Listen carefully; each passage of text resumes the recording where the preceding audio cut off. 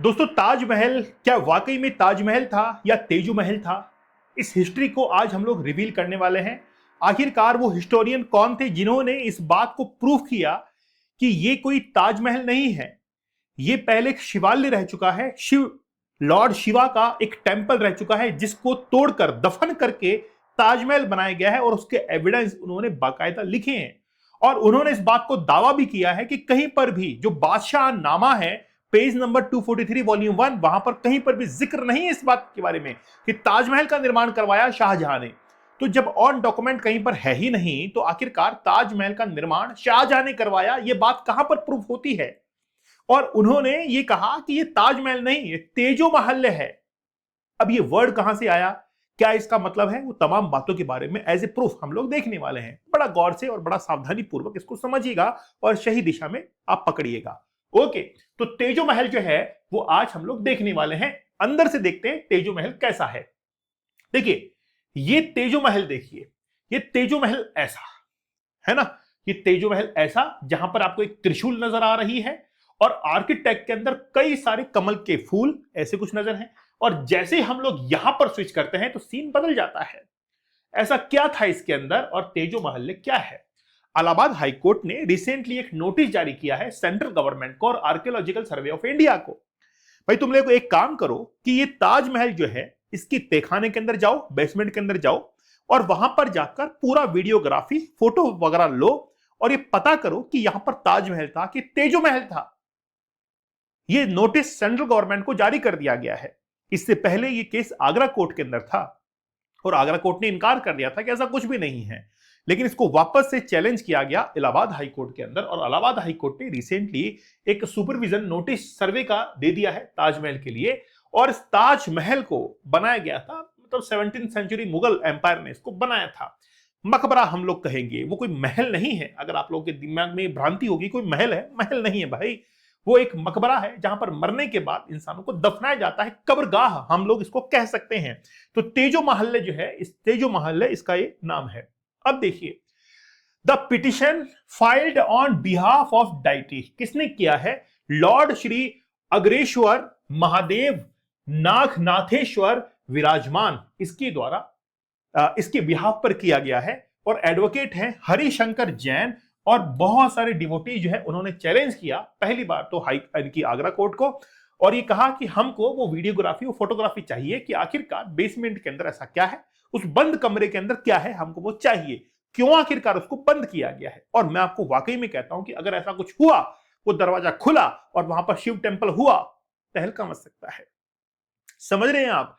मतलब विश्व के जो 7 अजूबे हैं, उन अजूबों के अंदर से एक अजूबा हट जाएगा ताजमहल का और नाम बदलकर हो जाएगा तेजो महल है। ओके, अब देखिए कि ये सब कुछ हुआ। The petitioners want the Taj Mahal declare a Hindu temple and have sought permission to for Hindus, मतलब हिंदुओं को वहां पर दर्शन करने और प्रेयर करने की अंदर इजाजत दी जाए, क्योंकि वो ताजमहल नहीं, वो एक लॉर्ड शिवा का टेंपल है, वहां पर नीचे शिवलिंग है, इस बात की खोजबीन जो है वो की जाए। आप इस ताजमहल को देखेंगे तो सुंदरता का भव्य एक नमूना हम लोग देख सकते हैं, एक बहुत बड़ी इमारत हम लोग देख सकते हैं। कुल मिलाकर ये कब्रगाह है। आप जब इसके अंदर एंटर करेंगे तो बहुत बड़ी बिल्डिंग आपको नजर आती है, लेकिन इसकी जो खूबसूरती है, मतलब बीच में जाने के बाद टॉम को आप देखेंगे तो और अच्छे से इसको किया जा सकता है, मतलब इसमें कहीं ना कहीं गुंजाइश है कि और सुंदर बनाया जा सकता है। अब ये जो ताजमहल है, इसके अंदर ये बताया जाता है कि ये जो नीचे तहखाना है जिसके अंदर नीचे कुछ दफन है, यहां पर नीचे एक शिव टेंपल था और वो उसके एविडेंस क्या थे वो आप समझिएगा। The Taj Mahal iconic magnificent romantic, क्योंकि मुमताज की ताज में बनाया गया, मुमताज की याद में बनाया गया, तो मुमताज जो है उनकी याद के अंदर शाहजहां के द्वारा बनाया गया आगरा के अंदर। लेकिन बात यह है कि एक फैब्रिकेटेड नैरेटिव जो है वो क्रिएट कर दिया गया है ना, मतलब इसके अंदर बताया गया है। हिस्टोरियन है पीएन ओक, उन्होंने कहा कि यहां पर एक बॉम्ब शेल किया, बॉम्ब शेल मतलब एक शब्दों का प्रहार किया, एविडेंस का प्रहार किया कि ऐसा कुछ भी नहीं है। ताजमहल इज एक्चुअली तेजो महल एन एंशिएंट शिवा टेंपल, वो तेजो महल है जो कि पुराने जमाने के अंदर शिव टेंपल हुआ करता था और commanding by Mughal ruler from Raja Jaisingh from Jaipur. Jaipur को जिसने बसाया था, द पिंक सिटी को जिसने बनाया वो था राजा जयसिंह। और राजा जयसिंह ने ही उस महल को बनाया वहां पर, और उससे मुगल शासन ने उसको एनकोर्ज किया, है ना, और फिर उसको ले लिया, ऐसा राइटर साहब कह रहे हैं। The word Taj Mahal is not found any Mughal document, किसी भी मुगल डॉक्यूमेंट के अंदर ये डॉक्यूमेंट में फाइंड नहीं होता है कि ताजमहल जो है मुगलों के द्वारा बनाया गया। साथ ही के अंदर ये जो शब्द यूज किया गया है बादशाहनामा, बादशाहनामा के अंदर ये साफ तौर पर लिखा गया है कि ये जो शब्द है, जो ताज शब्द है, वो रोजा के लिए आया है। रोजा मतलब ग्रेव, नॉट अ प्लेस, है ना, कहते हैं ना महल, यानी कि और उसके आगे सफिक्स जोड़ दिया गया है और वो है महल। महल एक सफिक्स जो है जोड़ दिया गया है, तो Mahal is no place in Islamic architect. Mahal जो है, महल एक बताया, यानी कि महल जो होता है वो कभी भी इस्लामिक आर्किटेक्ट में यूज नहीं होता है। तो ताजमहल के अंदर जो महल शब्द है वो कभी भी इस्लामिक आर्किटेक्ट जो है उसमें यूज नहीं होगा, वो इंडियन आर्किटेक्ट के अंदर यूज होता है।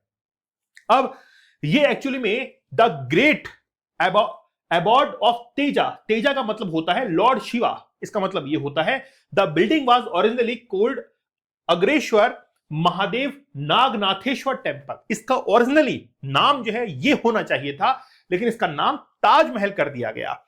मतलब अगर माने तो ताजमहल से पहले तेजो महल है, और तेजो महल जो है उससे भी जबरदस्त नेम जो है, यानी कि ओरिजिनल नेम जो है वो है अग्रेश्वर महादेव नागनाथेश्वर टेम्पल इसका रहा है, जो कि भगवान शिव को अर्पित है।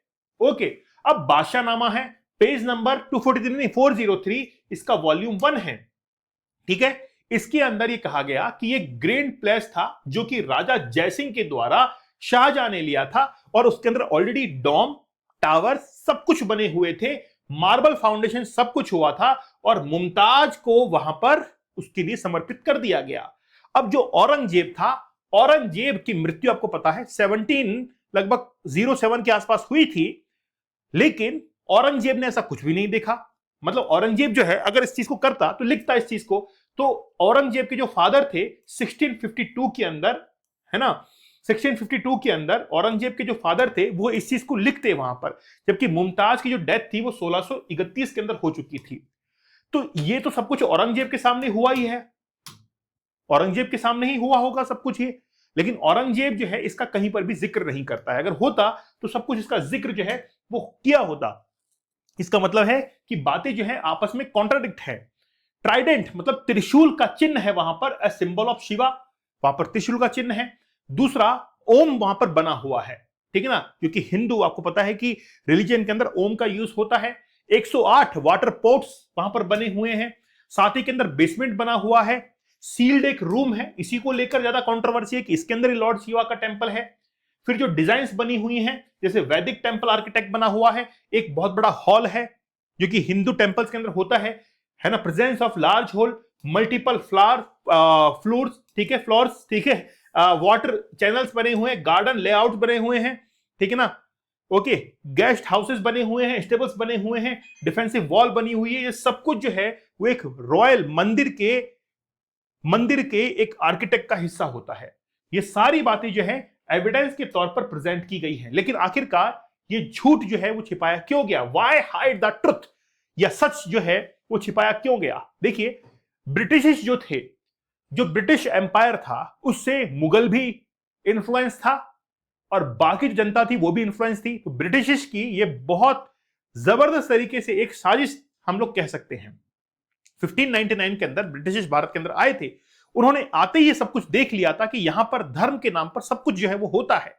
यहां पर अगर मुगल एम्पायर को एस्टेब्लिश अगर हमने कर दिया तो वही मुगल एम्पायर हमको हेल्प करेगा यहां पर इस चीज को, डायनेस्टी को यहां पर बढ़ाने के अंदर। तो कहीं ना कहीं हो सकता है कि मुगल एम्पायर की हेल्प जो है वो ब्रिटिश ने की कि ऐसा कर लो, ऐसा सब कुछ यहां पर हो सकता है। ऊपर से मोस्ट ऑफ पॉपुलेशन उसको भी कहीं ना कहीं मतलब हाइड आउट करने के लिए ऐसा सब कुछ किया गया होगा। इस तेजो महल है वन ऑफ द 12 ज्योतिर्लिंग्स। क्या तेजो महल है 12 ज्योतिर्लिंग में से एक हो सकता है? देखिए 12 ज्योतिर्लिंग आप लोग जानते हैं, अगर मान लीजिए कि वहां पर ये ज्योतिर्लिंग है तो क्या ये 13वां ज्योतिर्लिंग बन जाएगा?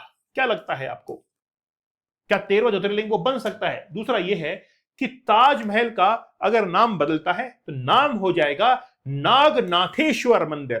ताजमहल का नाम बदलकर नागनाथेश्वर मंदिर जो है वो हो जाएगा। देखते हैं क्या होता है। बहुत कंट्रोवर्शियल ये पॉइंट है, क्या ताजमहल वाकई में इसका नाम बदलकर नागनाथेश्वर कर दिया जाएगा। मुझे आप लोग कमेंट सेक्शन में जरूर बताइए।